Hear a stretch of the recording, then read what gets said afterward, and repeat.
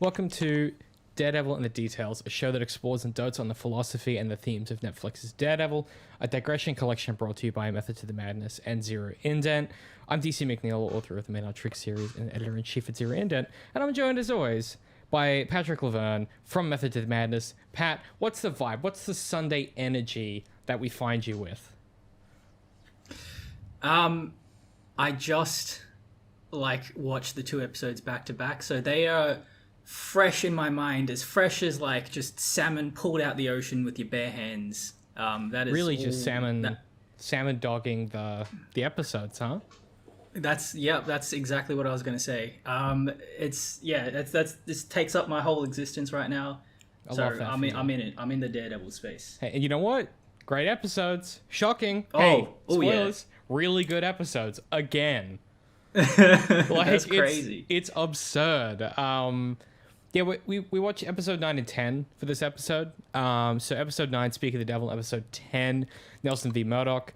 I have a pretty strong preference for one of these episodes over the other. I really like episode 9. Pretty. The first one of this lot? The first one, yeah. Yeah, me too. Pretty strongly, and I feel... I guess we'll get to it, but I feel that episode 10, it's pulling on a lot of levers that I'm interested in, but I just don't know that it finds anything to say with them yet.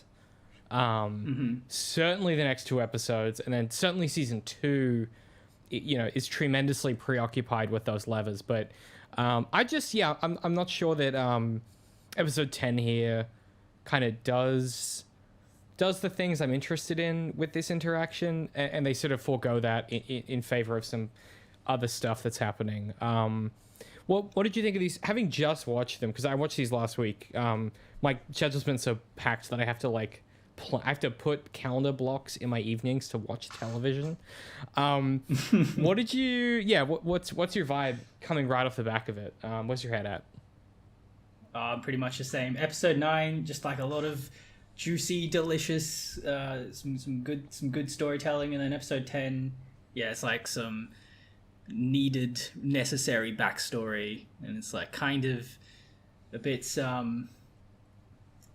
writer, you write dialogue and you're like, is this what people sound like in real life? Yeah, or am I just having them say stuff that they need to say? Yeah, and there's an ineffable magic to it. I feel like it's a coin flip a lot of the time. I feel like this is adequate, and it's a bit cliche, and yeah, I'm with you. It's the one of the more less interesting episodes, but on the backside you have the stuff about Matt and Foggy's relationship breaking down, which I'm all about. That's what I love, baby. I love me some breaks in relationships. We love some best boys getting upset with each other. Okay. Oh yeah. I just wish Foggy had a bit more to do with this, to do with this interaction. He just is the most basic bitch, to be honest, in this situation. He just gets served. And I think it's the writing. I think he just gets done kind of poorly here, because he doesn't really have anything interesting to say about the nuanced relationship between Nat Murdock, the Man in Black, and being a lawyer. He just kind of says, you betrayed us, and that's it. It doesn't sort of have the nuance that he's capable of, because we saw that with Marcy when he, when Foggy is at his best, he is a force to be reckoned with, akin to Matt Murdock. But here, he's just kind of a whiny guy, kind of whining about stuff, and just being like, well, you're my best friend and you lied to me. It doesn't really have any thoughts about Matt beyond that. But also, he's drunk the whole time, so I get it. We'll talk about some of the maneuvers they pull. I did forget about that. This is the most we've ever seen Foggy. He drinks for 2 days straight. It's impressive. My guy's really trying to take out the trophy. I guess let's get stuck into it then. So... any other thoughts off the bat, or should we just sort of dive in? No, let's just go into it. Let's grab the... No, I can't think of it. I was trying to think of is there a metaphor with the latte, but I can't. It's there somewhere. But But we're first going to talk about episode 9, Speak of the Devil, written by Bill Everett and Drew Goddard, the one true pairing. And it was directed by Nelson McCormick. So, Pat, could you please read the summary for us?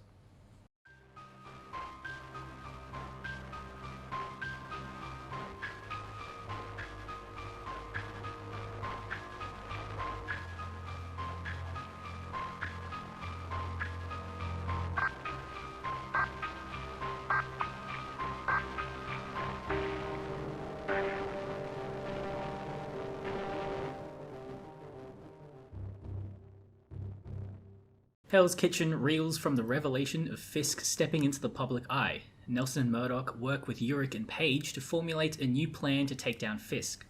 Murdock contemplates his next move as the Man in the Mask, grappling with the possibility of killing Fisk, taking counsel with Father Lantom. Lantomy? Is that a typo? Is it what is it supposed to be? I thought so. Daredevil, Father Lantomy. I thought so. Is that not right? Father Lantom. Yeah, that is a typo. There's no Y. I apologize. I fix. I never know with these things because unless I have the subtitles on, I hear shit when I listen to dialogue in movies, in TV. Anyway, meanwhile, Nobu demands the final city block in their scheme to be resolved. Fisk agrees in exchange for Nobu eliminating the Devil of Hell's Kitchen. Matt visits Vanessa's art gallery, hoping to learn more about Fisk and his life. Matt and Fisk meet in a brisk, charged interaction that leaves Matt questioning whether he is capable of murder. Learning that Fisk had Elena Cardenas killed, Matt seeks him out, coming face to face with Nobu. After a fraught, violent melee, Matt inadvertently burns Nobu alive. Fisk then confronts the Man in the Mask, beating him within an inch of his life. Matt escapes at the last second, only to collapse in front of Foggy Nelson back home. This episode, it rips so hard. I know I say that about every episode we talk about, but this episode in particular, just every lever it pulls in an interesting, considered way. It's very interested in the philosophy of what all this conflict means for the people involved. It's very interested in sort of like the interiority of Fisk and Matt, where Fisk gets to have it all and eat his cake too, and Matt is just like continually pushing a boulder uphill. It is really the David and Goliath solidifying their positions on the chessboard, as it were. Where this is also effortless for Fisk in a broad strokes kind of way, compared to how hard it is for Matt to even like get Karen and Foggy to stop fucking around and do things properly. Is a really interesting tension, I guess, narratively. I have a few things I want to talk about. I think a big one, just at like an aesthetic level, is they're not afraid to really hurt Matt Murdock in like pretty serious and interesting ways. Even though he does have remarkable healing, they hurt this guy constantly, and I think, his perpetual state of physical agony is part of his Christ/devil complex thing that's happening, where he's just sort of willing to always be in pain. And the opening shots of this episode just remind me of how much pain he's willing to endure. It also parallels that myth you just referenced. What's that called again? The boulder guy? I forget his name. Oh, God. Pushing the boulder up the hill. Hang on, I can work this out. Pushing the boulder up the hill. Ooh, I should know this. Sisyphus. Yeah, Sisyphus. Yeah. So, it's kind of fits, he's forever destined to just be on the struggle. And he's constantly cheating death as well, which is what Sisyphus gets punished for in the first place. Hades is like, you've eluded me twice. Fine, if you want to live forever, live forever. And that's kind of Matt's curse here, is like he, just because he is capable of it doesn't mean it's a good thing. Just off topic, sorry, but my favorite ever Sisyphus parallel in media is in Ozymandias, when in Breaking Bad, when Walter is pushing the barrel across the desert. Fucking love that. I mean, yeah. Yeah. So good. Do you think Okay, well, so I guess we open with I'm a little scattered because I think this episode has a lot going on, and I don't really know where in particular to start.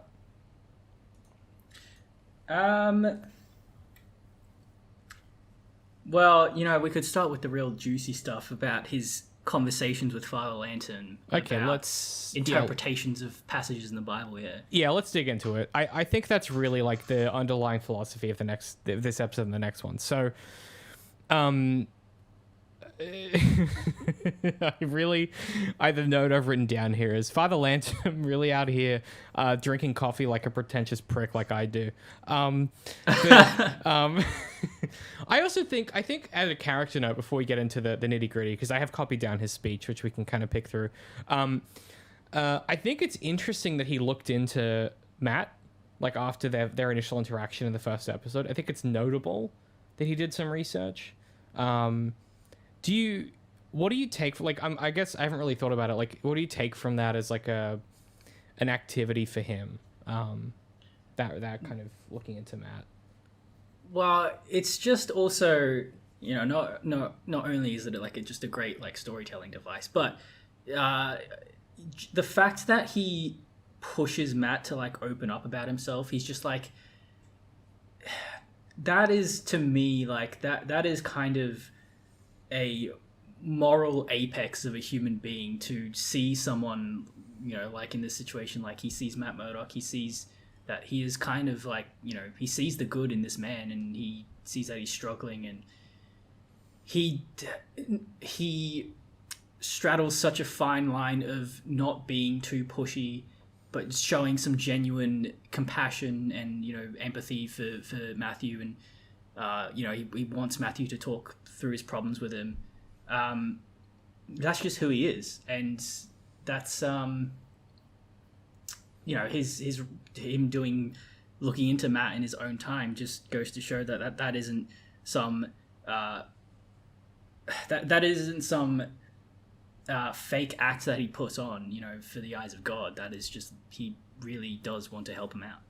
Yeah, he's like inherently compelled beyond the trappings of the faith and things like that. I think in a different show, he would sort of say, "Oh, well, God called me to come and look into you and look after you." But for Lantern, it's like, no, like him as a person, he realizes this other person is grappling with some of these same questions and wants to help them. It just so happens that they're both Catholic. It's not necessarily the thing that binds them. Right, and it's not out of nowhere as well. Like, he kind of, that story he tells about his pilgrimage or something in Rwanda, I don't know, that says a lot about how he's developed in life, and speaks to why he feels this way now. Like, he's just compelled to help people, compelled to like genuinely sort of make the world a better place. He is kind of like a living saint.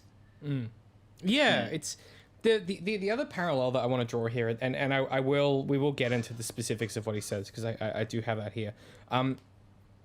The other thing that's happening is, this is both a kind of a direct draw from the comics, but it's also a pretty overt reference to Superman, Man of Tomorrow, which is a comic book. It's a limited run comic book about Superman, and it's sort of like 50 to 100 years after the events that we come to think of as Superman. Like, Lois is dead from old age and all these type of things. And it's, the whole comic book is Clark speaking with a priest as Superman. So he's in the outfit, and he's speaking to this priest, and he's sort of lamenting his experience as a mortal, and as a mortal, not as immortal. This sounds like some Grant Morrison stuff. It's some full Grant Morrison shit. Like, it's got that whole vibe. And the really interesting thing about that comic is, it's sort of his actions and inaction cause half of the population of the planet to disappear, and he hasn't really like reconciled with this. And so he goes to this priest, and he's like, "Hey, I kind of think this is my fault. Because the trade-off, and I'm gonna get this wrong, I think in he either like lets half of the planet's population go in order to save Lois, to have more time with her. There's some reason why he does it that's quite selfish. And the priest is like, man, you're a god. Like, ultimately, you know, you may be able to do all of these things and say this, that, and the fifth about the cosmos and the universe, and you may have come from a different planet, but like, you're like, my god can't help you. Only you can give yourself absolution here. And there's something with Lantum's approach here that is sort of, you know, the conversation ends with, that's why God is the person that metes out justice. And, you know, like there are ways in which the faith does come into it. But I think ultimately, like, I don't think that Lantum is as restrictively fanatical as a lot of TV priests end up becoming, and is instead, as we see in this conversation, a lot more scholarly in his kind of interest and his pursuits of it. He's far more like an intellectualized person who happens to also be, you know, a believer in the faith than he necessarily is like a zealot or a, you know, you can't imagine him recruiting people to the church, right? He's very much more about, if you're in the, you know, what is the concept of faith and what does that mean when there is God that exists in his belief, and things like that. I just think it's a really different imagining of Christianity and Catholicism that we don't often see. One of the points of comparison, this might be slightly outdated when this comes out, but one of the points of comparison I was talking about this morning was the idea of, you know, the how up to date. Are you watching The Last of Us? No. So there's a character in that who is after the end of the world, he becomes Catholic and becomes like a preacher and ends up leading like a cult, basically. And the way that imagines religion is very two-dimensional and very sort of like latitudinal, where it's like, well, religion is a utility in order to control people. I think here Daredevil imagines religion as a metaphysical allegory and allegorical tool with which to examine the world, not necessarily a flat, like, all Catholics are like this, or all, because I think that is how it's sometimes portrayed in the media. Because, I mean, to be fair, very famous and prominent religious people are like that and do want to control and do all these kinds of things. But I think it's kind of cool to see a show that treats Matt's religion with, like, a lot of gravity. And we obviously see that in season 3, pretty, you know, centered. But even this conversation, like, two people on the same team, as it were, I did inverted commas there for the audio listener, same team, like, they both believe in the same God. They have this deep kind of exchange about it. Okay, well, so how do you want to do this, Pat? Because I have it copied out. Do you want me to just kind of pick through Lantum's bits and then we can talk about it? We can do kind of chunks, because it does come in chunks as Matt interrupts him. Let's do chunks. So, okay, well, it starts like this, quote, when I was in seminary, I was more studious than pious, more skeptical than most of my peers. I had this notion, which I was more than willing to speak about at length to whoever I could, that the devil was inconsequential, a minor figure in the grand scheme. In my defense in the scriptures, the Hebrew word Satan actually means adversary. It's applied to any antagonist. Angels and humans, serpents and kings. Medieval theologians reinterpreted those passages to be about a singular monstrous enemy. And in my youthful zeal, I was certain I knew why. Propaganda, played up to drive people into the church. Already pretty interesting. Like, and like kind of accurate, right? Like that is what surely, happened. like, yes, that is accurate to history. Yeah, it's yeah, man. Just, I mean, I feel like that's just some interesting dialogue. You know, like, yeah. It's got so much texture. I mean, like, also, like, yeah. I mean, truthfully, you know, I don't read Hebrew, but people that do and have read the original texts that end up forming the Bible, you know, it's a pretty common opinion that, like, the way that ends up getting translated changes so much about its meaning, and the structures that have the funds to translate it have motivations to translate it in certain ways. And even absent that, the specific stuff they include as canon or not is really interesting. So when I the brief period of time where I went to Catholic school for 2 years, when we were in religious, I can't remember what the class was called, but like, you know, the class where they try to indoctrinate you or whatever. I had a really good teacher for the second year of that, where his whole thing was like, hey, like, you need to learn to read against the Bible to understand like what it's all about. So he would bring to bear the gospels that weren't included and that contradicted the, you know, the canon, the 4 canon gospels, and would talk about, well, what does that mean for our understanding of what faith is. And you can feel, you know, Lantham existing in a similar kind of vein of like, he's a theologian first and a believer second. Like, he's interested in the pursuit of religion and spirituality far more than he is necessarily in like, I don't know, the unpragmatic rejection of information in order to sustain belief. You know, he believes in spite of, not despite, I guess. He's just a truthful kind of guy, man. He's just honest with his boys and his homies. He's always saying what he thinks. About that truth. Yeah, that's what's up. So, okay, next he goes on to say, years later, I was in Rwanda, trying to help local churches provide aid and sanctuary to refugees. I'd become close with the village elder, Gahiji. He and his family had the respect of everybody, Hutu and Tutsi alike. He'd helped them all through famine's disease. The militia liked to force Hutu villagers to murder their neighbors with machetes. But nobody would raise a hand against Gahiji. They said, well, how can we kill such a holy man? So the militia commander sent soldiers with orders to cut his head off in front of the entire village. Gahiji didn't try to put up a fight, just asked him for the chance to say goodbye to his family. By the time he was done, even the soldiers didn't want to kill him. So they went quick to their commander and asked permission to shoot him, at least give him a quick death. The commander wanted to meet this man, who had won the respect of so many. He went to Gahiji, talked with him in his hut for many hours. Then he dragged him out in front of his village and hacked him to pieces, along with his entire family. In that man who took Gahiji's life, I saw the devil. So yes, Matthew, I believe he walks among us, taking many forms. God damn. It's a disturbing story. It's very confronting. Yeah. And I think it's we've talked a lot about how this show is sort of positioning its characters in this religious epic. And so here, you know, this is sort of our allegory for Fisk, right?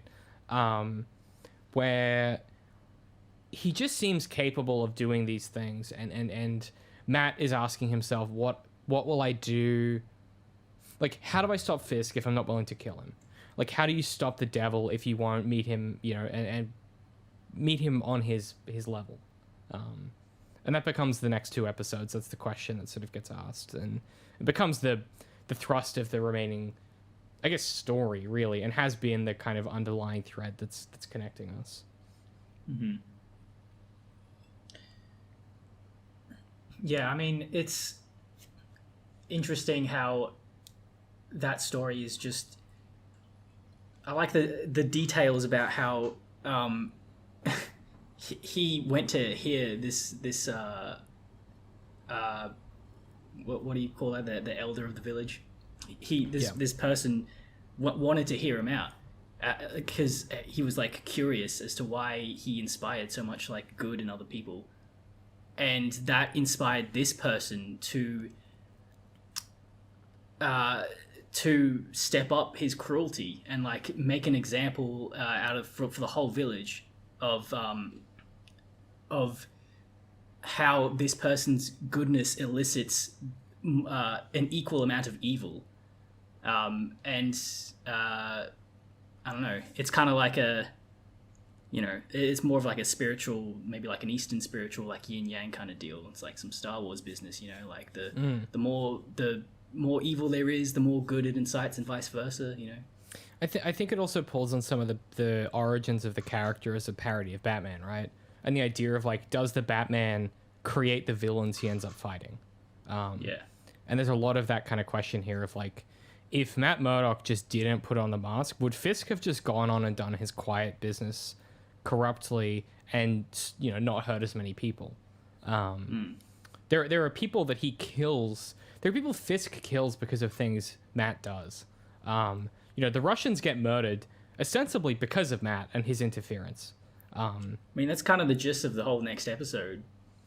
Yeah, that's that yes. people get hurt because Matt is a problem for Fisk.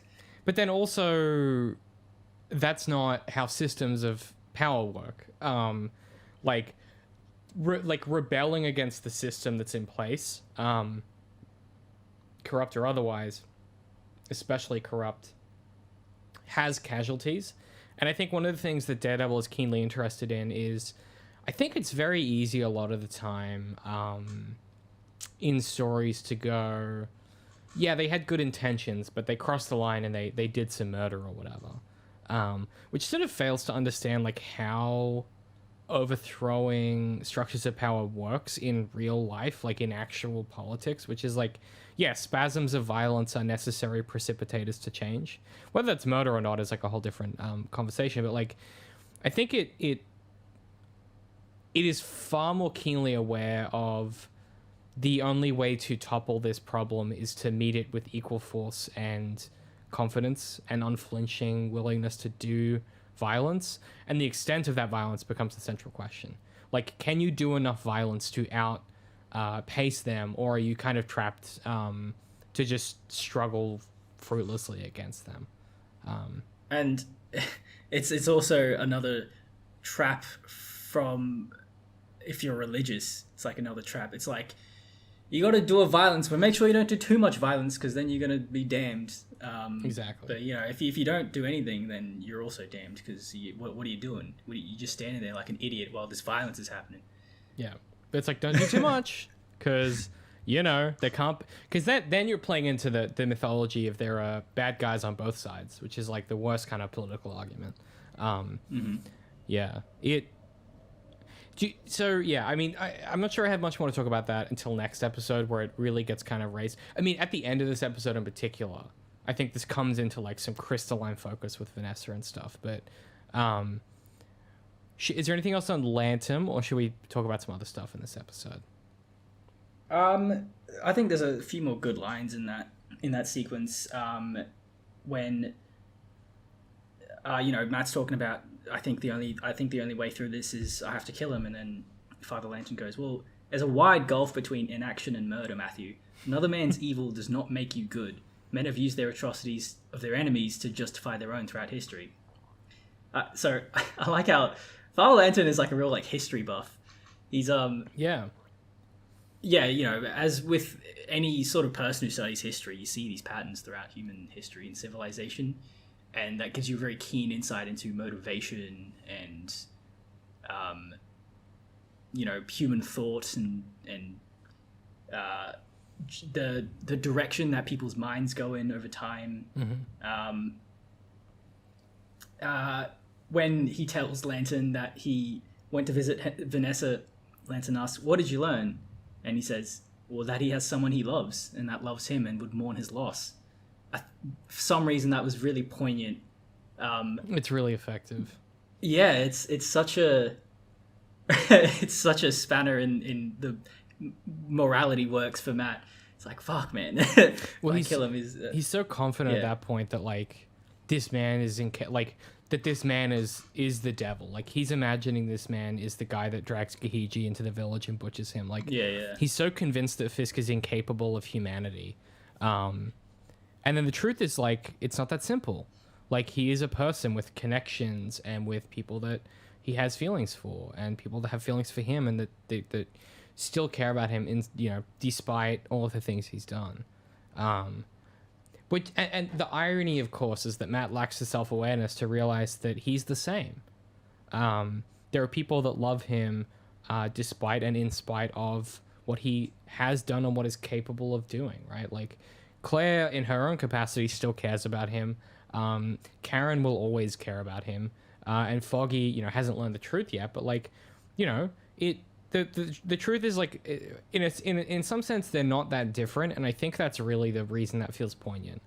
Is Matt goes, shit, like, it was easier to imagine him as a mythologue, like a villainous manifestation of the devil, but he's just a person, and I think that's why that hits so hard. You know, maybe that affects Matt so much because, like, that's a very confronting realization, especially if you're Catholic, because there's this bit in season 3, spoilers ahead, skip ahead like a minute if you don't want to get spoiled, but Matt's, the person who's taking care of Matt, he's talking with her, and he says, Fisk claims that he's changed over a woman, over his wife.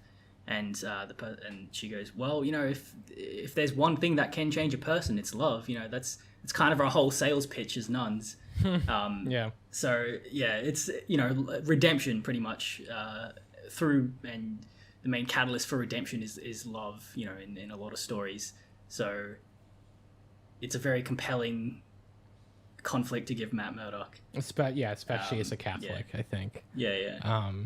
The other line that I quite like there is, he says, in that man who took Gahiji's life, I saw the devil. So yes, I believe he walks among us, takes many forms. Takes many forms, I think, is really interesting. That's from scripture. And if you think about what he says before about, like, it's not a single antagonist, and yet he uses the pejorative of the devil, like he uses the proper noun and yet still believes in his interpretation of the Bible, that potentially or maybe in his old, as he's gotten older, has grown more lax on his sort of zealous kind of zeal about it. But I think there's something notable there about him acknowledging that it's not a delineation between, like, you're either the devil or you're not. It's that he can take many forms, whether that's like allegorically action, whether it's people, whether it's deeds. Well, I think a lot of religions, the metaphorical and the literal are very entwined, right? Mm-hmm. So just the fact that, like, the devil can take many forms, but that's the point, is that, like, all evil is the devil, and and vice versa. And that doesn't make it any less real, is I think the point. Yes. Yeah. That's actually really good. That's a good way of putting it. I think the tricky thing that I always find with that is, like, I mean, this show is obviously deeply steeped in it, but it's one of those things of, like, I think, when the numbers are as big as they are, and they are as big as they are in everyday life, it kind of makes sense. Like, there is a way in which this kind of rationalization of these things and mythologizing these things, the potency of Matt and Fisk's relationship as kind of, like, not even opposing dyads, but just, like, interlinked dyads, right? Where Matt's the guy, much like the Batman, the guy who, like, give him one bad day kind of thing, and he's gonna step over the line. Fisk is give him one good day, and he might be redeemed, or might be capable of greatness. And I think there's a tension there that is only created by, or in the narrative, I suppose. I don't necessarily mean that, like, you can't do it in other stories, but Matt's religious belief in Catholicism here, I think, creates that tension, because he fundamentally believes that if he does this thing, his soul is damned. It's not a question of ethical framework. It's a question of, like, spiritual damnation. Whereas for Fisk, it is a question of ethical framework. And so if he's doing the wrong thing for the right reasons, he can justify that ethically. Whereas Matt does not have access to that same tool set. And so they're diametrically opposed in the tools they have to solve the same problem. It's just that Matt is risking, in his own mind, far more than Fisk ever could. But he has to risk that in order to stop him. And I think that's what you were talking about, or what you've been talking about, is the religious epic feeling comes from those, the way that they play off each other as foils in that regard. Mm-hmm. And yeah, and dude, the production of the show just accentuates that so much as well. Like, all the close-ups on Matt's face when he's just, like, talking, and the tone is so perfectly, like, reflective of that idea as well, I think. It's so careful. Yeah, it's great. I just have one more thing about the Father Lantern stuff. Mm-hmm. The proverb that he reads out. Proverbs 25:26. Like a muddied spring or a polluted fountain is a righteous man who gives way before the wicked. And then Matt interprets that as, oh, so that means righteous men have a duty to stand up to evil. And then Father Lantom says, well, no, it could also mean that when the righteous succumb to sin, it is as harmful as if the public well was poisoned, because the harmful act of taking a life will spread to loved ones and family and your community. Mm-hmm. So it's heavy. Yeah, then that's interesting. You know, like you were saying way earlier, religions nowadays are synonymous with the institutions that run them, and which are mostly corrupt, like 99%. There's some dodgy shit going on all over the world in religious institutions. And so actual religious texts aren't given much thought. You know, it's like, oh yeah, it's just a bunch of...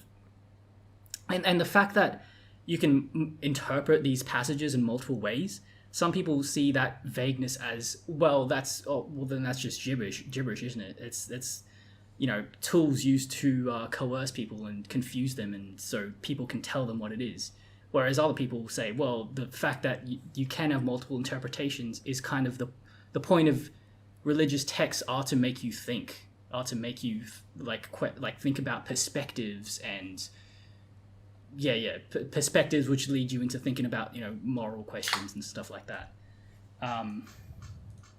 Do you think that like I think about this a lot with like storytelling, right? Because, you know, the Bible is one of the most complicated, biggest stories out there, and it's full of like a bunch of like contradictory nonsense that is supposed to be. So here's the thing, I think the tension comes from the idea that the Bible is metaphorical and allegorical. I'm using the Bible. Take this as any religious text outside of like fucking Mormonism, which was some dude, you know, Joseph. Assume I'm talking about like the original shit that's old enough where there's been a dozen interpretations. The OG shit. There's a tension between the fact that it has to be necessarily allegorical to be applicable, right? The fact that Lantom and Matt can have different readings on the same proverb is the point of proverbs. Like, as a part of the Bible, that's the point of it. It's like poetry. Poetry exists such that, like, you have an opportunity to read something and gain something different depending on your experience. And I hate to fucking repeat myself for the millionth time, but, like, you know, meaning is created at the time of reception, not creation. Not to murder too many authors in my wake, but, like, I think one of the things we have to reconcile with is what that means ultimately is the tools with which we equip people to understand, parse, and process text. And when I say text, I mean television, film, books, media that you consume, whether that can be a fucking TikTok video, it can be whatever. The tools with which we equip people are how they develop and construct meaning from reality, absent someone telling them what to think, or absent fundamental things like science and like gravity and things like that. And so we're left in a place where, unless you develop media literacy within a populace, the charlatans of the world get away with it every time. The news can say whatever they want because you don't have the tools equipped with which to pass through and go, hey, that seems fishy, maybe I should look into that. You don't have the tools with which to say, hey, maybe that particular preacher is twisting the text for their own means. And I think some of the most fruitful kind of places where really interesting stories are told to do with religion are where they do take the religion really seriously as like a theological and scholastic exercise, right? You think about how frequently in like a vampire story, religion is brought to bear as like the kind of opposing force. You think of Salem's Lot, Stephen King's seminal novel. You think of Midnight Mass, the Mike... Oh, I can't believe I'm forgetting his name. Fuck. Who's the very famous director? Mike... You love this dude. I know, Mike Flanagan. Flanagan. Whew, saved it. You think about the ways in which religion is wielded in those texts, and it's from someone that understands them fundamentally. And I think one of the biggest mistakes that we often make, I say we, I'm speaking broadly, like the royal we, is that like religion should be taken seriously, not necessarily because the ideas are accurate, but because they have real, like, there are things you can learn from those books that don't necessarily rely on you believing in the thing they're talking about. And I just, this whole fucking side tangent is just to say, yes, it's goofy as shit, and America's version of, you know, particularly Christianity and Catholicism is very twisted and kind of like corporatized and commercialized. But like, these books have persevered for a reason. It's like cliches. Cliches are around because they stuck to the wall. And unless you take these things seriously and try to sort of think through them, you're at the risk of like letting these people radicalize even further and kind of climb down, you know, or get funneled into multi-level marketing schemes that masquerade as religion, and that's how you get cults and you get all these kinds of things. But, you know, I think my point ultimately with the fact that they read the passage differently is the story cares about the fact that this stuff matters to them. It's interested in the fact that Matt believes in God and that Foggy doesn't, and that Karen's undecided. It's intensely interested in those things and remains interested in them, you know, for the length of its existence. It cares about the psychology and the spirituality of these people, and takes it seriously, even if, I mean, you can watch this show and pretty quickly realize, like, the people that wrote it aren't, I'm making an assumption, but it's a pretty safe one. They're not true believers, right? But they are people that have at least interfaced with the church intensely enough that they get the idea. They get the ins and outs and the specifics. You get the impression that, like, only people that have left the church can write about this church with this much specificity and honesty. And that's pretty special. Yeah, what? You think these texts that have influenced the course of human history, built civilizations, crumbled them down, have endured to this day? Nah, it's just a bunch of words that don't mean anything, man. There's nothing. There's nothing in there. in these words. Yeah. Yeah, exactly. Not important. The subject matter of that, the actual content of that proverb about how of Father Lanterm's interpretation. It's a very to repeat again. When the righteous succumb to sin, it is as harmful as if the public well was poisoned. The harmful act of taking a life will spread to loved ones in your community. So that is like a very, like, nuanced, like, very long game kind of thought about. We always keep talking about life in the framework of, like, storytelling, which, you know, storytelling is diluted life, man. So, you know, it that's what it is. But yeah, you know, it's just a very, like, complex view of how that sort of you know, like, moral damnation and you know, battle for your soul stuff works. It's if you murder someone, that's there's going to be some pernicious consequences, I'll tell you what. But I also think it imagines a very realistic version of those consequences, which is, it's a lot to do with how you live with yourself. And one of the things that, so a recent example that will be kind of recent when this comes out, is, I'm doing it anyway because I think it's relevant. Is this idea of, like, a lot of people, for those who aren't terminally online, I'll summarize what I understand about the conversation, which is that recently, for us, semi-recently, by the time you hear this, probably 6 months ago, this Harry Potter game came out that a lot of people were like, hey, if you buy this, you are supporting J.K. Rowling, who has some pretty heinous opinions about trans people, and is basically throwing her lot in with some of the worst right-wing people in the UK. Just elitist, xenophobic, transphobic, just all of the phobics you don't want. Aside from arachnophobic, which we should all be because they're terrifying little guys. Don't trust any of them. And one of the things that I thought was really interesting about the whole conversation was that for a lot of people, it was the first time they had to think about the ethics behind the people that make the content they consume. For a lot of and I say this not pejoratively, but for a lot of people, it was the first time they ever thought about the fact the art they consume is made by human people. Right. It seemed a lot of that was younger people. Yes. Like, yeah. 100%. And the thing I would say is that the question becomes, can you play the Harry Potter game and resolve that tension within yourself? And then the question becomes, why do you want to play it? And if for you it's this question of, well, me personally, it's a really important part of my childhood, and this piece of media is like foundational to my personality, then you may need to take a step back, introspect, and go, hang on, what is my relationship with media? Because if that's the case, you really need to like take a 1,000-yard view and kind of go, how did I get here? Because those are the same type of people that the second there's a black protagonist in a Star Wars film, they're ruining Star Wars. The second there's a female lead, they're the same. It's the same impulse, which is like you've staked a part of your personality to a media project that hundreds and thousands of people touch in a production perspective, right? For these big kind of media projects, and you can learn things from media, and you can relate to them strongly. You and I both have projects that we have watched, played, consumed that are hugely important to our lives. But if they make a bad Star Wars film or a bad Lord of the Rings film, it doesn't like fundamentally attack my sense of self. I don't feel obligated to consume it, even though I might disagree with who made it.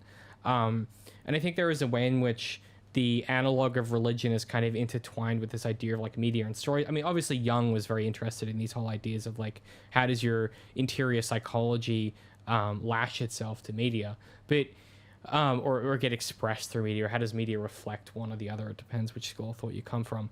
But I think that whole ordeal for a lot of people and the whole trauma of going through that process revealed that like for a lot of younger people, it was the first time someone had said, hey, a thing you love and that is really important to you is made by someone that's super shitty. And you need to be able to reconcile that in yourself and make a decision in yourself. If you can learn to, if you can live with it, right, it's probably a lot easier for people like us because we consume content in a slightly different lens.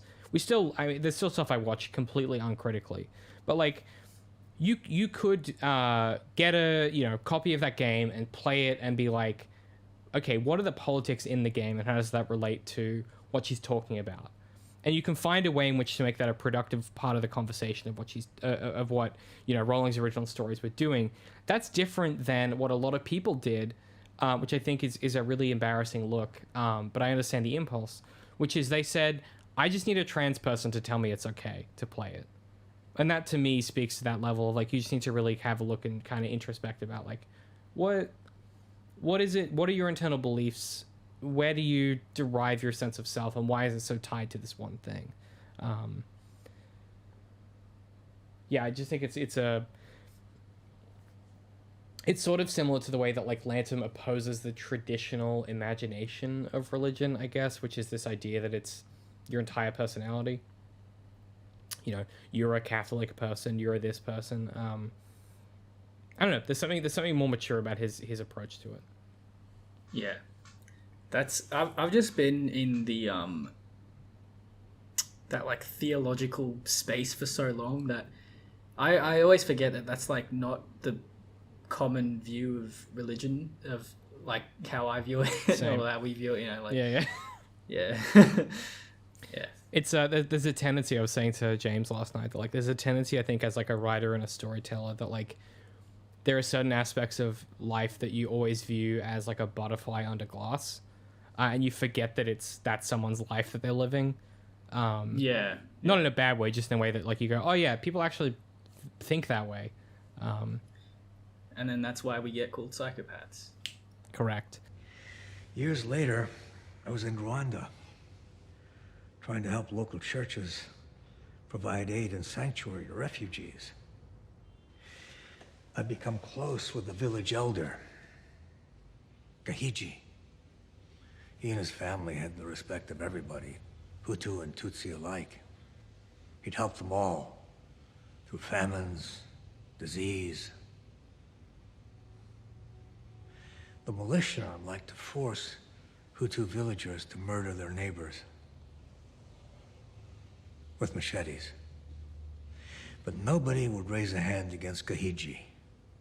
They said, How can we kill such a holy man? So the militia commander sent soldiers with orders to cut his head off in front of the entire village. Gaichi didn't try to put up a fight. Just asked for the chance to say goodbye to his family. By the time he was done, even the soldiers didn't want to kill him. So they went to their commander and asked permission to shoot him. At least give him a quick death. The commander wanted to meet this man, who had won the respect of so many. He went to Gaichi, talked with him in his hut for many hours. Then he dragged him out in front of his village and hacked him to pieces, along with his entire family. In that man who took Gaichi's life, I saw the devil. So yes, Matthew, I believe he walks among us. Okay, I want to talk about a few other things in this episode before we have a quick break and then come back for episode 2. Something that I noted here is that I can't remember the interaction, but I've written down, and you might because you just watch these. I've written down that Foggy really frequently plays interference for Matt, describing people's body language, their reactions to him, and things like that. And there's a way in which their relationship is really laid and unspoken, which I really appreciate. I think that's really interesting. Sorry, you cut out in that last bit for me. What was that? Shit, what was I saying? Oh, just that, like, Matt and Foggy's relationship is really understated and underplayed. It is this kind of like layered, unspoken thing where Foggy is constantly doing things to help Matt be well integrated into the world, and Matt, as we know, doesn't need him to, but lets him anyway. And there's something happening there, there's something happening there at a thematic level with where the next episode goes that they call attention to it. Right, yeah. I mean, I think that is the most interesting part of that conflict for the next episode, surely. It's such a unique conflict, that the conceit of so what, you just knew when I was lying every time and you just played along? It's a strange, funny conflict. And is also pretty impressive on just a pre-production sort of level. Just thinking about, how do these two, how do they move? How do they move when they're together? That kind of just really granular, only 1 in 10 people will notice that kind of thing. Yeah, how does Matt pretend to not see? Yeah. And how is it different with Foggy than with everyone else? Yeah, it's cool. On talking about the ending for a bit, with this fight with Nobu. Man, this is such an interesting, it's such a good play by Fisk. Can we talk about the maneuver? Because I want to talk about the ending and the fight itself. But should we do that after we talk about the art gallery? Does the art gallery come before that? I don't remember. It's toward the end. They're kind of interwoven, aren't they? Yeah. Well, because the episode ends with the resolution. So I want to pivot and just quickly talk about. Sorry. It's right at the beginning. Never mind. No, well, they have they have the initial fight, and then it's wrapped up at the end, and then Fisk comes in. The art gallery scene is at the beginning. Is it? Yeah. Oh, the second in my scene, head, that's at the end. Yeah, for some reason I thought that as well, but no, I think. Let's talk about that then. It begins with the Rwanda story, and then it's them in the office talking about the connections between Confed Global and Westmeyer Holt. Yeah, then he goes to the art gallery. But does does Fisk setting up Nobu happen before the art gallery? That happens after it. Really? Okay, my brain's broken. I mean that Matt and Vanessa scene is so bizarre and intimate. Yeah. It's to this day I'm so flummoxed by how they pulled this off. The weird chemistry they have. I don't know what the director was doing, but like there's something happening between these two, and I think that's what makes Matt's guilt even stronger. Okay. Like Interesting. I think that there's something there where he's like, it's not just that Fisk loves this person, it's that he gets it. And I think that's like really interesting to me.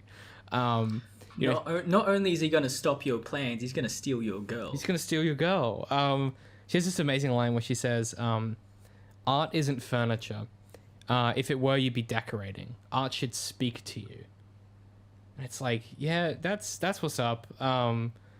Then, obviously Fisk turns up, and they have this really charged exchange. But Vanessa says, have you changed your mind about what you came for?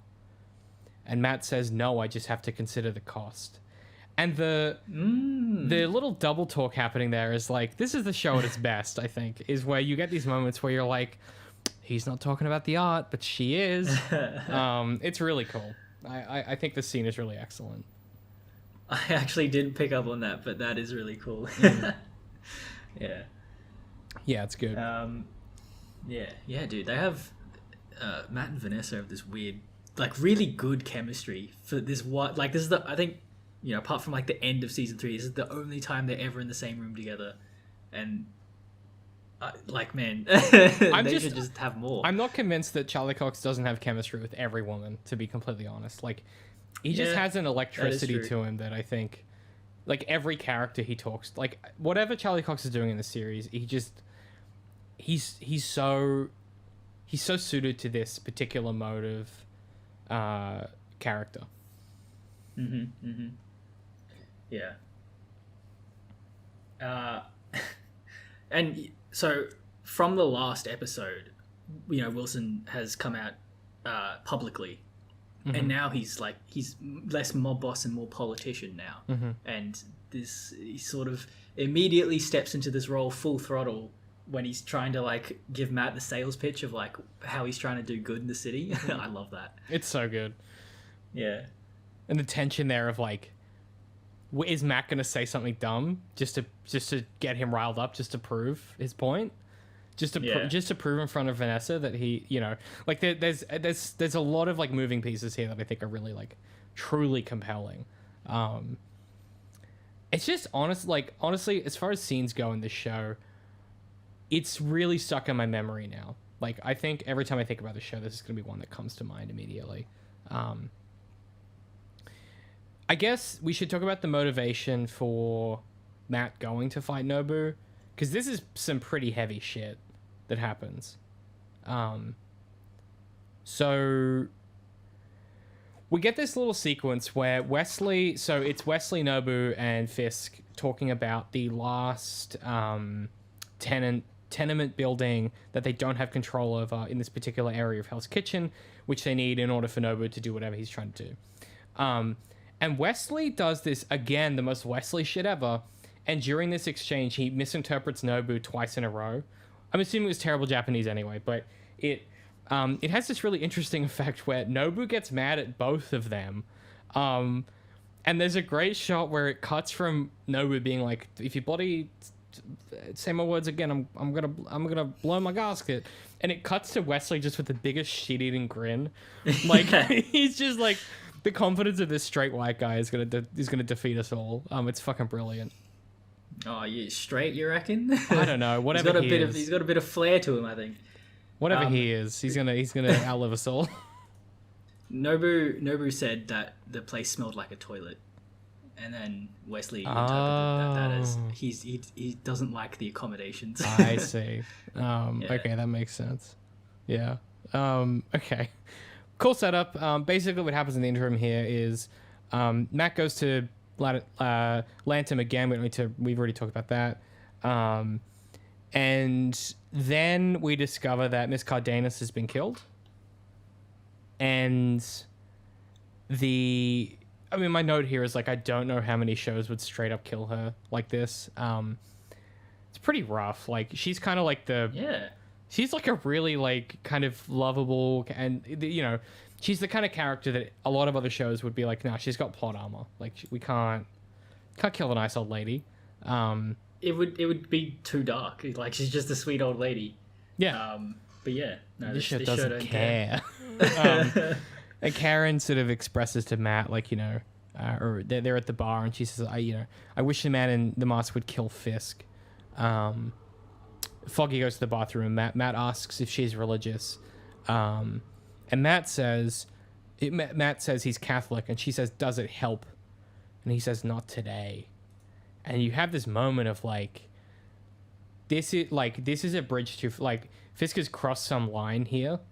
Yeah. And yeah, I mean, you get that sequence of, we realize for the first time in the show that the man in the man in black gear is under his dad's boxing attire in the cabinet. And so we get that foreshadowing of like letting the devil out. You know, Matt is right. like really like he is on the warpath here. Playing right into that red hand. lighting on his face. Oh, he's seeing nothing but red. Like that's the truth of it. And yeah, that leads us to the Nobu fight, where Nobu, like, my guy is straight up cutting Matt left, right, and center without too much of a drama a lot of the time. It's a brutal exchange. Yeah, he gets fucked up, and I love how he carries these scars physically for the rest of the series as well. Mm-hmm. I love when stuff does that. What do you think about, like, so the way this resolves, and I don't know how to feel about it, is there's two things happening, right? There's us as the audience subconsciously going, maybe Matt needs better gear that's knife proof, which is going to become a plot point. And then it's also the way that Nobu dies, is that Matt's fault? And those become two kind of lingering questions for the next few episodes. Right. Yeah. There's a few times throughout this series where Matt like accidentally like kills someone, but the show kind of makes sure that like he's absolved of it, like Nobu coming back twice after Matt kills him, stuff like that. What was the other point? That he needs knife armor? Yeah, he needs some armor because he's just getting throttled. Yeah, I guess that is a good setup to him getting the suit. Yeah, didn't really consider that. Especially after he tries to cut Fisk with the same ninja knife and it just hits the fabric. Yeah. Which is kind of cool. Yeah. What do you think about the choreography? Here's the thing. I think it's a fucking sick fight. I think it's probably the weakest boss fight in the series, to be completely honest. Yeah. There's a lot more interesting boss fights that we get a bit later on, which, like, I think the thing that makes Daredevil interesting as a show is Matt fighting people that are roughly at his same level. And this really feels like he gets lucky and manages to get out of it alive. But I like the how fraught it feels and how kind of like frantic he is, how harried he is the entire time. And I like the fact that he's adopted the sticks as well. Yeah. Like they're just fully in the mix now in a way that maybe becomes important later as to like what does that mean for him. And yeah, I mean, like, I like the savagery that he goes into it with, and then how quickly he gets put in his place. It's kind of the first time we've really seen that as kind of like, what's the word for it? Like, he can't brute force this. Yeah. And that's really cool. Yeah. It is cool seeing, like, a boxer going against, like, a martial artist. Yeah, a dude that's way more technically proficient. Bruce Lee or Muhammad Ali, you know. Yeah, exactly. It's like you can float like a butterfly all you want, but I'm gonna kick you in the face, dude. Like, yeah, it's limited by the constraints of a 13 episode show. Yes. I think. But it's all right. I think the fight straight after with Fisk is cooler. Oh my god, yeah. The way that this all transpires is so crazy to me. So like, yeah, Matt gets the shit kicked out of him by Nobu, gets lucky, kills him.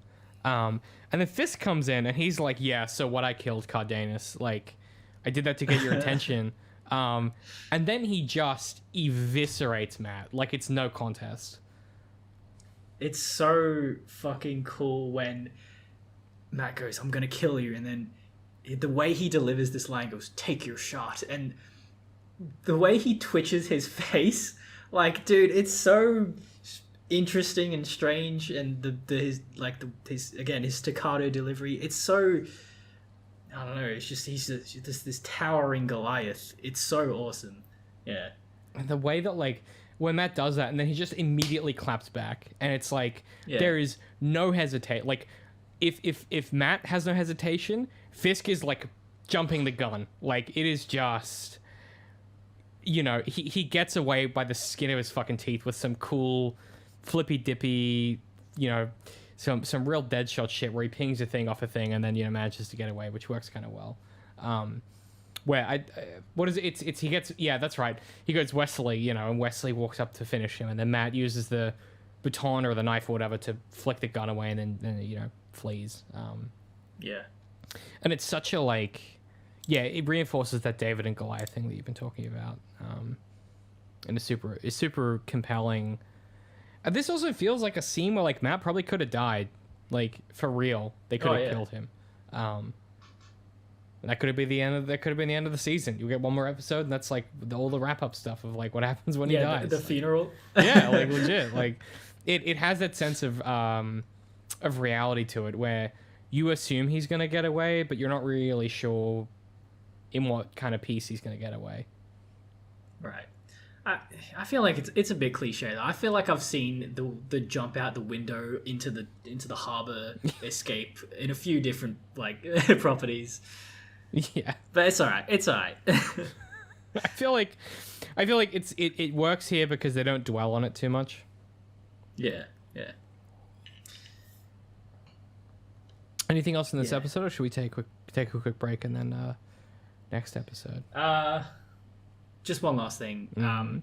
When Foggy comes into Matt's apartment and he's about to call 911, and then it cuts to a shot of like Matt's face with the mask on, and you know, you can see the bottom half of his face, and Foggy has this look of like, do I fucking know this person? Like, you know, takes a minute. There are two sides of this. Like, you can be like, oh, you know, how do people not recognize him? Like, even if you just saw the bottom half of someone's face, you'd probably recognize him, especially with their, you know, beard. And then, you know, other side is like, well, no, you don't know that. You probably wouldn't. But I really like this this sort of balance between the two, where it kind of it's a bit subversive for, like, you know, superhero media for that to happen. Yeah, and like, I mean, the other thing is like if you're not standing in front of him staring him dead on like Foggy is, you probably wouldn't get a chance to look at their face. Like, how would you ever see him properly? You know? Yeah. It makes sense. I mean, it's also a cool idea of like, it's just a mask that comes down to here.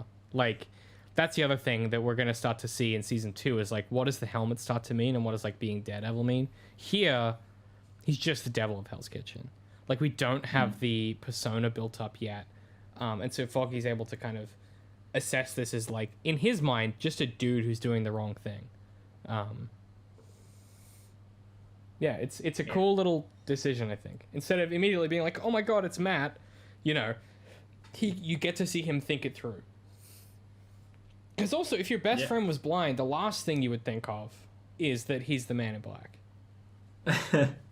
Right. But then the reason that he suspects it might be Matt when looking at his face is compounded by the fact that they're literally in his apartment as well. So, you know, I feel like I'll list a lot of things about that scene make sense to me. Yeah, it makes a difference that they're in his living room.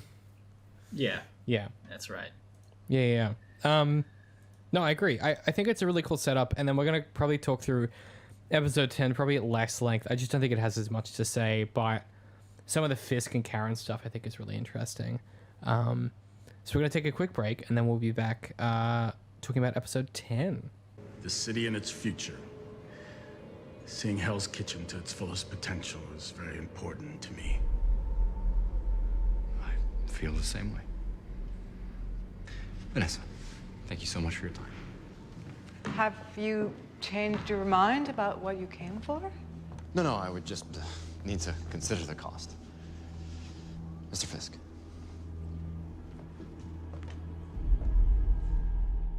Okay, so episode 10, Nelson v. Murdock, written by Bill Everett and Drew Goddard, the one true pairing, directed by Farron Blackburn, which is a powerful name, if I do say. That's some real like D&D shit right there. I like it. Let's hear the summary, Pat, and then we'll kind of talk through our thoughts about this one. Matt wakes to discover Claire has tended his wounds. Foggy confronts him about his blindness, questioning whether he's blind at all. Murdock explains that working under the futility of Landman and Zack was insufficient when trying to confront an abusive father. Realizing the legal system wouldn't get it done, Matt beat the man down. Foggy can't let it go and quits the firm. Meanwhile, the insurance extension for Urick's mother is denied, and he accepts a better paying job as an editor to take care of her. Not happy to give up, Karen convinces Urick to accompany her to a rest home where they speak with Marlene Vistain, Fisk's mother. Marlene reveals Fisk killed his father. Elsewhere, Fisk hosts a charity gala to raise money for victims of the bombings, where many guests, including Vanessa, are poisoned. The final pieces are on the board, prepared to move into place. This is a really weird episode, structurally. This really feels like setup for the kind of final 3 beats of the story in a way that I think is kind of like not bad, just interesting. I've written down here, and this is what I'm interested to find out talking to you about it, is I think for me, writ large, absent the Defenders, this is my least favorite episode of Daredevil, but I don't really know why. Like, I'm not really sure why, to be completely honest. I think it has something to do with what we've already mentioned, is that a lot of the conflicts from Matt finding out the truth, from Foggy finding out the truth about Matt, isn't very nuanced or, I don't know, unique. Except, I mean, there is a few things, like I said, like when Matt reveals that he knows when Foggy's lying, and he goes, what, so anytime I lied, you knew and you just played along? That is a unique and interesting sort of conflict. I dig that. Mm-hmm. But otherwise, it's stuff like Foggy going, well, you know, if you get caught, then I'm going to be an accomplice. And it's like, yeah, I don't know. It's sort of... It's like, is that... You know, it's just like not particularly interesting. Like, it's just like not morally or philosophically or ethically interesting. Yeah. He just says the most obvious things, I think. Yeah. And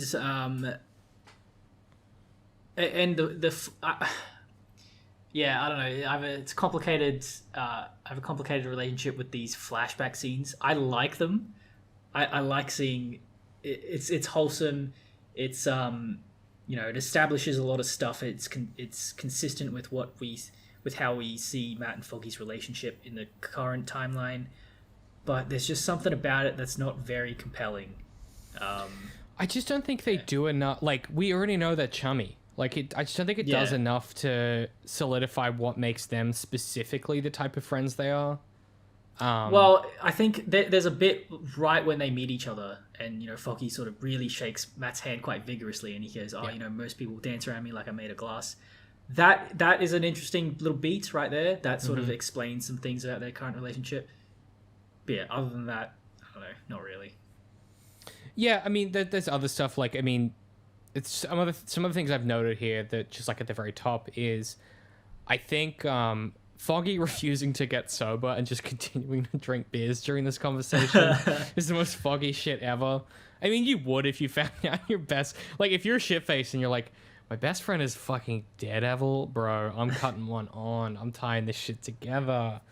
But also, you know, Foggy realizes Foggy knows who Matt is.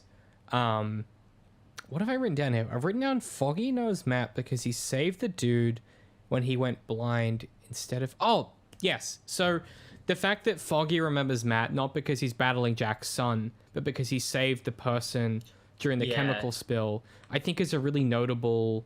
for Matt, a really notably new type of relationship where it's not about your Jack's son. It's about like, hey, you saved that guy. And that's the, you know, their initial interaction there. That's how he knows him. That is actually pretty interesting. Yeah, I like that. And I think for Matt, that's probably like why they fell in so quickly together. Like, it's someone who recognizes the same kind of virtues that he extols, and is passionate about them. Yeah, that is a good point. And to what you were saying about Foggy drinking beers throughout the conversation, I like how in the flashbacks there's this line where, Foggy goes, "Well, you're gonna graduate summa cum laude. Why are you scared of like missing out on studying?" And then Matt goes, "Maybe you would if you drank a bit less." Because Foggy got cum laude and Matt got summa cum laude, which is the highest and second highest, respectively. So, I like the idea that Foggy is just as smart as Matt if he, was a bit more, if he studied a bit more, but he doesn't. One of his characteristics, and I think by extension one of his moral virtues in comparison to Matt, is just he's just a regular guy who just likes living life, and like that is a virtue. Honestly, not being dark and broody and just being like a cool dude is something commendable. Yeah, he seems to understand something Matt necessarily can't, which is that like being miserable and lonely doesn't make Matt better than everyone else. It just makes him miserable and lonely. And there's this way in which like Foggy is the version of Matt absent, not absent the trauma, because Foggy certainly has gone through some stuff, but like he's the person Matt wishes he could be if he wasn't so burdened by this great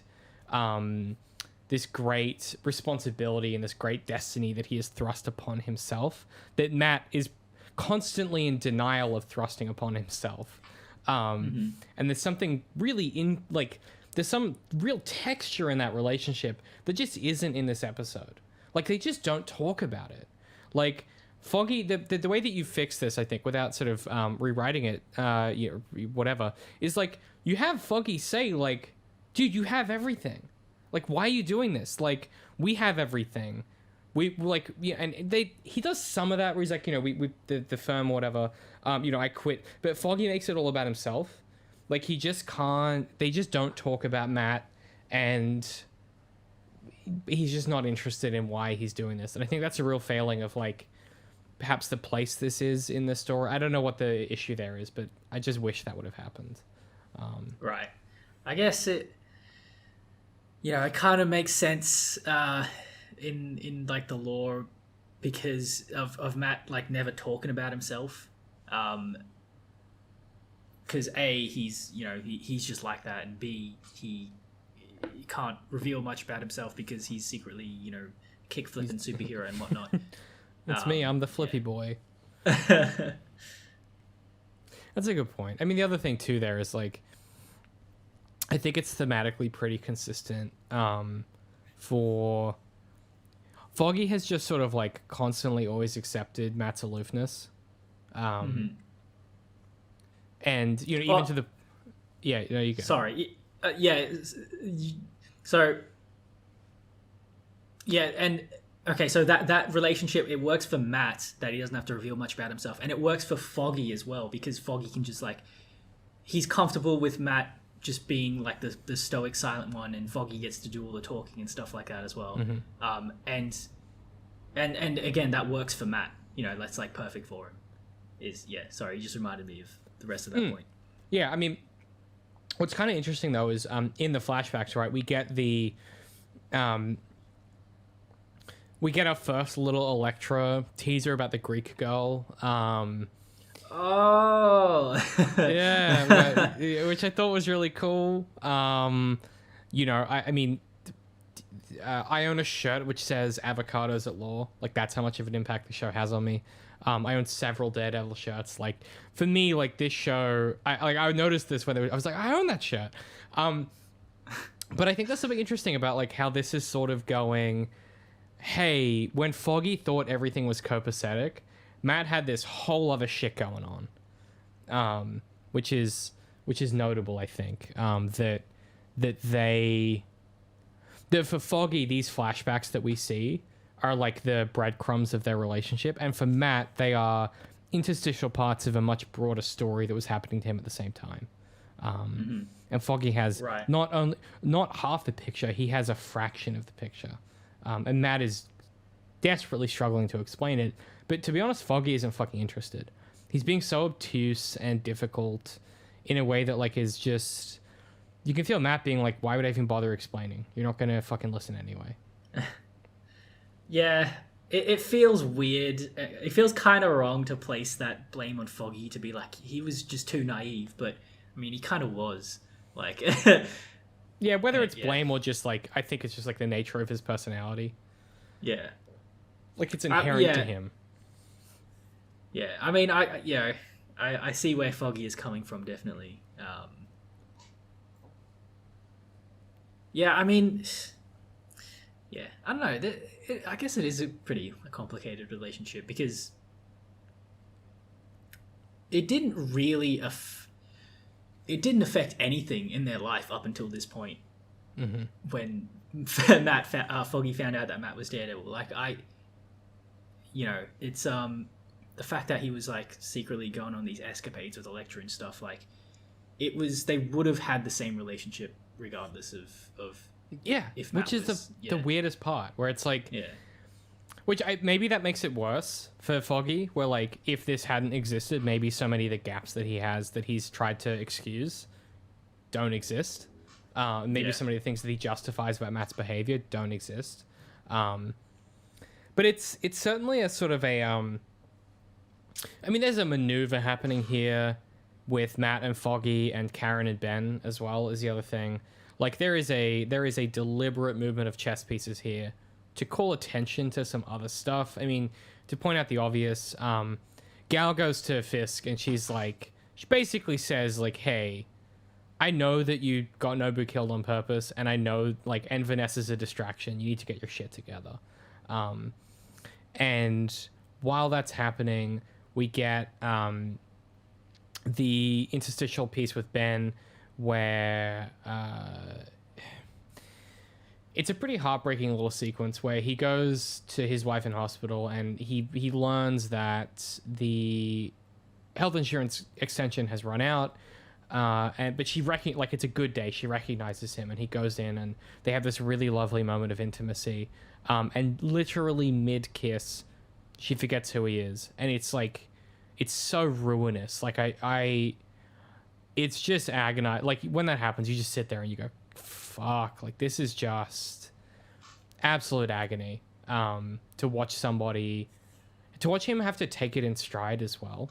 I think that's the hardest thing. Is like he has to force himself not to react, and that's really heartbreaking, I think. And there's sort of something happening there with the parallel for Fisk's mother, which we'll talk about. You can really feel, even in this episode, which I think is my least favorite, they're still pulling all the levers, and all the things are still sort of, moving around each other in their kind of orbits. I guess. So, do you want to talk more about Foggy and Matt, or should we try and sort of address some of the Ben and Karen stuff? I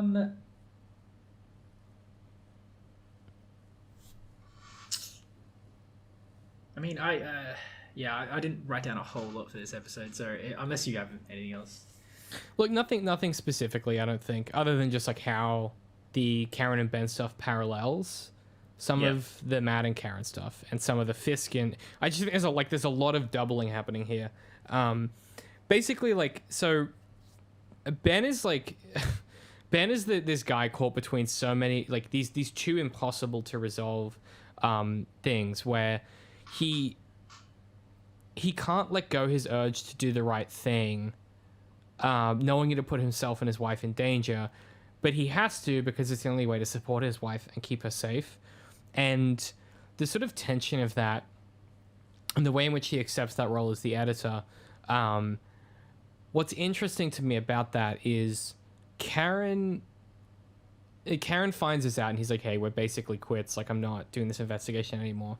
She says, hey, just one last trip. Just come with me to this rest home. And there's a way in which, like, we've talked about it already this season, but Matt and Karen occupy a very similar ideological space in their approach to other people, where their righteousness extends beyond their concern for other people's well-being a lot of the time. this act here, this act in this episode of her convincing him to go to this old folks home, is what kills Ben ultimately. Truthfully, that is his death knell. That's not a spoiler. Like this is a character doomed to die given his role in the story. Sorry. He is the sacrifice. But then, Karen going to Fisk's mother and learning this information, the way that it's all framed and shot, you can feel how dangerous this is as an exercise. There's no part of the show that is reveling in Karen's cleverness or this discovery. This whole sequence is fraught with danger of like, they shouldn't be there, and you know it, and they don't. And it's not until Ben is like, hey, this is a bad idea, that Karen's like, yeah, but like we learned something important. And the consequences of that are gonna be dire. But I think it's really telling that it's not until he realizes what's happening that he's like, hey, this is pretty messed up, and we shouldn't have done this. Yeah, it's a dirty fucking trick by Karen. And she's just the magnet for like moral complications in this series. She really is. We love her, but this and what she does in the next episode, or I think maybe the one after. It's just like there's a lot of in this show about towing a moral line. Karen is like a real like chaotic element in that theme, which is that's interesting. It's an interesting layer to add to the story. I think she represents like a level of secular morality as opposed to like the faith-based morality that Matt kind of wields. And I kind of said it, I don't know which episode, but like she is kind of this other triangulation point between Matt and Foggy, where like, Foggy is so like, he just is so agnostic to the way that the world works that like he just has his own. He has like the Boy Scout version of morality. Karen has like the secular, atheistic, cold hard utilitarian, and then Matt is obviously the kind of the grandiose, spiritual version of it. I think you hit the nail on the head, which is like she is a moral complication to Matt's presumed framework that the show is operating under. Yeah. Because it's like, is this worse than Matt killing Fisk? Is a question that like you could ask and have a lot of interesting thoughts about. Like, is her manipulating this old woman who doesn't know what's going on to tell her this thing? Is that objectively worse than Matt beating someone to a pulp? And these are the kind of questions that her involvement raises, and I think that's why she's such a vital part of the story. Mm-hmm. She's the grit in the gears, as it were. Yeah. And, the fact that, I mean, look, it's Karen's fault in heavy quotation marks that, Ben Urich gets murdered. Like, it's Fisk who murders him, spoilers. But, the arc that Ben goes through this episode about, he has that conversation with his wife about, he says, I think all my best reporting were like 20 years ago. I was reckless, and because I was reckless, I was able to grab a lot more attention, turn a lot more heads, and that made me a better reporter. And then his wife counters, well, no, the years have made you more cautious and more wise, and therefore your best work is still ahead of you, because that is what's gonna, being older and wiser is what's gonna make you a better reporter. And he has this revelation that he says to Karen, this story is important. It's just not the most important thing to me right now. It's this very mature kind of decision that he comes to, like this, that it has such a ring of finality to it. And that is all for nothing, because Karen, in her zeal to, kind of like very selfish and selfless conviction at the same time, she brings Ben into this without his consent, like tricks him pretty much, and gets him killed. It's all kind of messy. Yeah, but I mean, like, Matt does shit like that all the time. It just gets bad guys killed, not good guys. At least so far. Or Yeah. well, no, he does get good guys. He gets people that are unwilling victims in the system killed. It happens so much with Matt though. Like, That's true. this doesn't absolutely doesn't fucking absolve him or anything, but it stands out more with Karen because Yes. she's it only happens not that much with Karen. That's correct. Yeah. Yeah. I mean it. Yeah, I guess maybe the reason I'm just, as we talked it through, maybe the reason why this episode doesn't sit as easily for me as the rest of them in this season is like all the themes are there, but they're very kind of like scattershot in a way that the rest of it's very precise in its presentation. And I think specifically it's the foggy stuff that if it was just a little tighter and more nuanced and like just a little bit more considered, I think it would tie this all together really well. And whether that's like a circumstance of like shooting or whether it's a circumstance of scripting, like it's always hard to say with these things, but definitely the setup is here, and you can kind of feel like they've laid their dominoes in place, the board is set, and now we're just ready for something to precipitate everything going to shit. The investigation with Ben is ostensibly at its end. He's got a new job. Foggy's left. Matt can't seem to stop Fisk. Fisk and Gao have more power than ever. Like, it's really this kind of we're getting to the point where Matt is running out of cards to play, as is Karen, and that desperation becomes sort of the thrust of the next few episodes in a way that kind of turns pretty ugly, to be completely honest, with like the things they're willing to do. And it's that question of like a fate worse than death. What are you willing to do? What are you willing to risk when it comes to your soul to get these things done? And that, ultimately is what Daredevil is about broadly. Right. And to be fair, like that idea focuses in the point of the episode where Matt talks about like the first time he sort of put on the mask and he beat up that pedophile dad, and he ends that story by with the moral that like that sometimes the law isn't enough, because he goes through the story of how he called child services like you're meant to try to do it through the law. Didn't work. And it didn't work. Yeah. And I mean, there's an argument that Fisk would make, which is that he's doing the same thing. He's working outside the confines of the law. Yeah. And that's really the kind of thrust of the whole, structurally at least, that's what's occurring, I guess, with the philosophical and moral arguments of like Fisk is working outside the law, but without a spiritually enforced ethical framework. And so does that make him morally less righteous and less correct than Matt? Or is it just that he does worse things? And that really is the thing the show is about moving forward. Like, ostensibly, until it finishes, those are the questions at its core. And indeed, Fisk's involvement in those questions are at its core. Yeah. Right. And that checks out too with what little scenes we get with Fisk this episode about him. Madame Gao's telling that story about the snake and the elephant. He goes, "Am I the snake or the elephant in this parable?" And then Gao says, "You cannot be both oppressor and savior."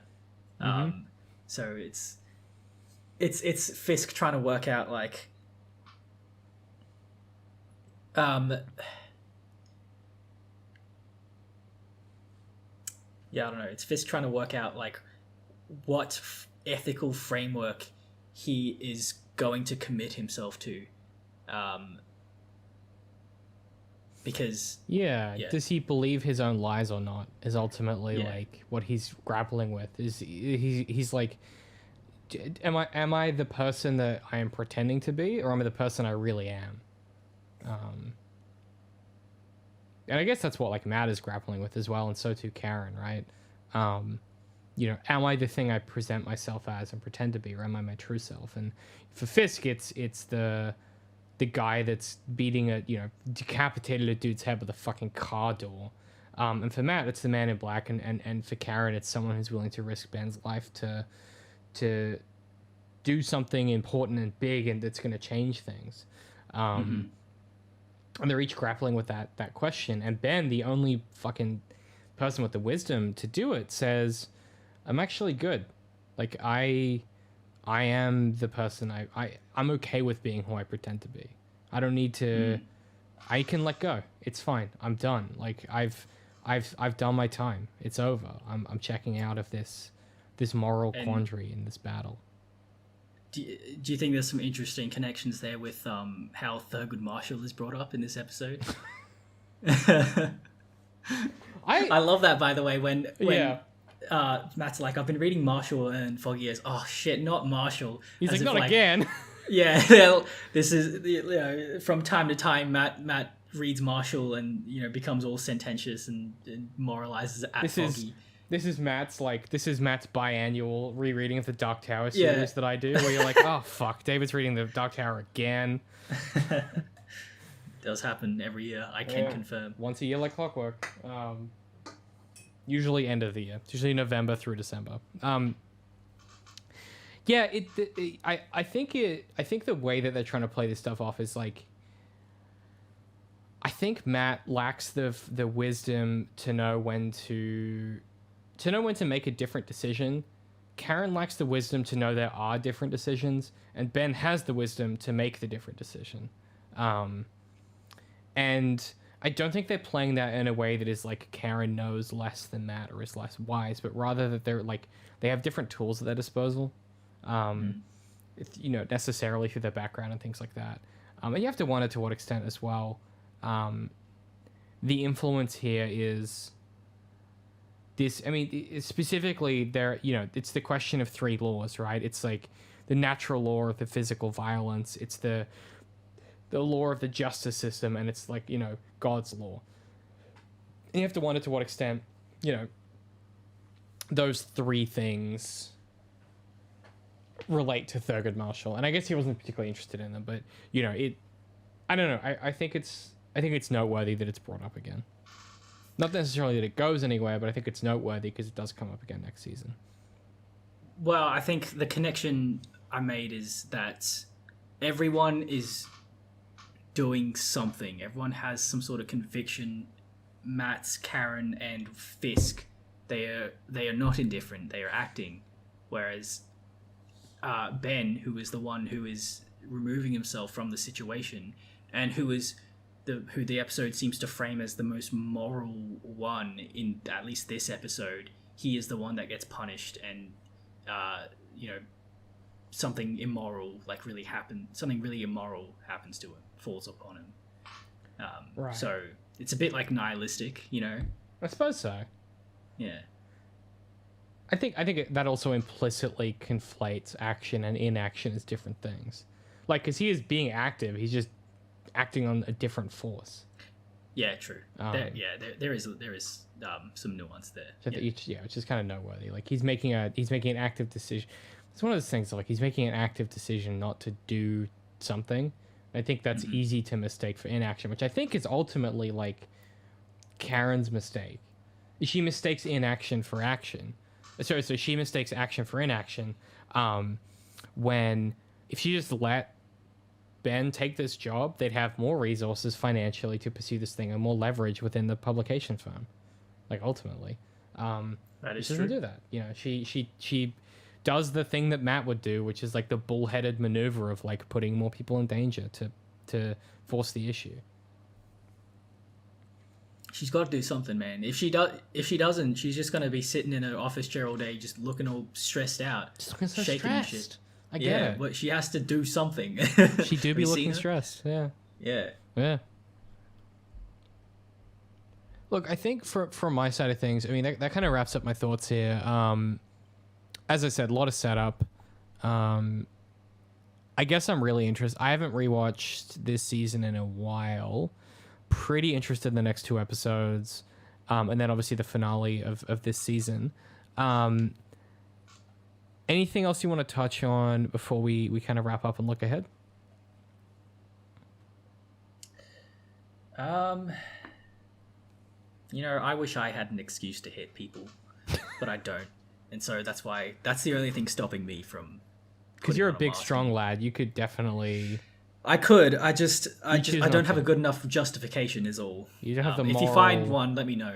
I'll have a look in my wardrobe, but I don't know if I I think I might have sold my last one. I'll see if I can find one for you though. All right, sweet. Yeah, I'll have a look, man.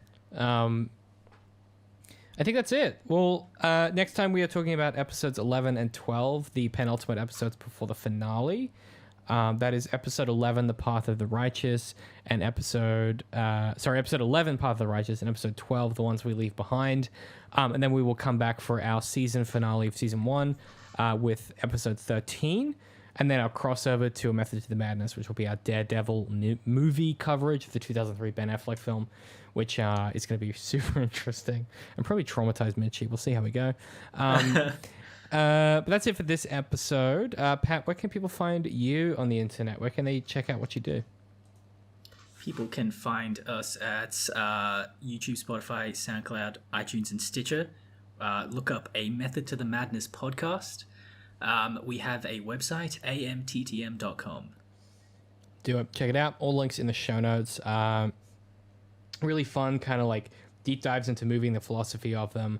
You can kind of hear the guys work through like kind of what it means to even like think about how to break media into pieces and talk about it analytically and philosophically. It's really fun. If you like the stuff I do, you're guaranteed to love A Method to the Madness.